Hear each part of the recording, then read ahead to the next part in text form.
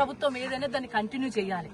3 కోట్లు అయితే మంజూరై ఉన్నాయి, జీవో ఉంది, కాంట్రాక్టర్ వచ్చిండు, 40% పనులు చేసిండు. ఇంకా 60% పనులు చేయాలంటే ఈ ప్రభుత్వం ఎన్ఓసి ఇవ్వాలి.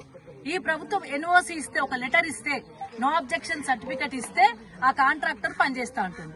మరి ఇప్పుడు ఆ బ్రిడ్జ్ అవుతుండే కదా, ఒక్క ఎన్ఓసి సర్టిఫికెట్ ఇవ్వడానికి 2 ఏళ్లు పట్టింది, ఇప్పటి వరకు ఇవ్వలేదు. ఆ కాంట్రాక్టర్ కనుక ఒక సర్టిఫికెట్, ఎన్ఓసి సర్టిఫికెట్ ఇచ్చినట్టయితే ఈ పని ఇప్పటి వరకు 2 ఏళ్లలో బ్రిడ్జ్ అయిపోతుండే.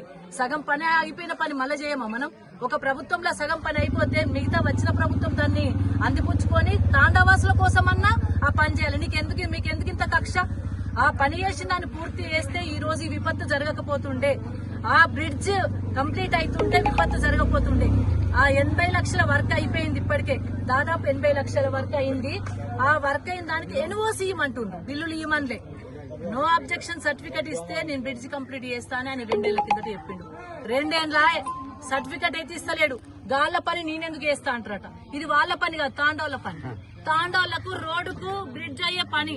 ఆ బ్రిడ్జ్ మీదకి వెళ్ళి వాళ్ళ వాహనాలు రాకపోకలు ఉంటే జల్దీ పోయి వాళ్ళు ఆదుకుందాం వాళ్ళందరినీ.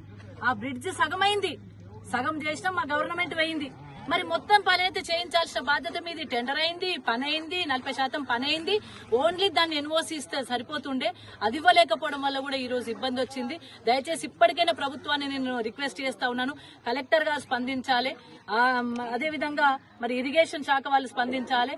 అదే ఈ రోడ్డు వేసిన ఈఎన్సీ వాళ్ళు కూడా స్పందించేసి వెంటనే ఎన్ఓసి సర్టిఫికెట్ ఇచ్చి ఆ కాంట్రాక్టర్ తోని మొత్తం బ్రిడ్జ్ అయ్యేంత వేరే కూడా పని చేయించాలని చెప్పి నేను డిమాండ్ చేస్తా ఉన్నాను.